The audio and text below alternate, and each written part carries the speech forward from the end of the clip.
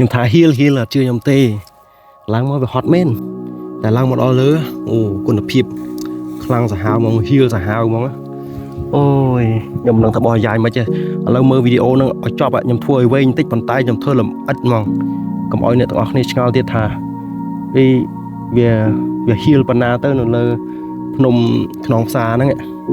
គ្រាន់តែខ្ញុំឡើងមកដល់ភ្លាមឃើញរុក្ខជាតិផ្សេងហើយខ្ញុំថតឲ្យមើលទាំងអស់ហើយឃើញស្មៅហើយខ្យល់បក់មកហើយដើមឈើសឡូនខ្ពស់ខ្ញុំអាភាពហត់នឿយតាំងប្រហែលណាវាជ្រុះបាត់ទៅអស់លេងហើយអាស្ពាយ stress ដែលខ្ញុំស្ពាយមកអាស្ពាយ stress ដែលខ្ញុំស្ពាយមកហ្នឹងវាជ្រុះបាត់តាមផ្លូវអស់ហើយមកដល់ហ៊ីលយកហ្មងមកឡើងមកទាំងអស់គ្នាណាខ្ញុំនឹងបង្ហាញទាំងអស់ហ្មងណាបងប្អូនចង់មើលវីដេអូពេញអាចទៅមើលនៅលើ page របស់ខ្ញុំបានបាទ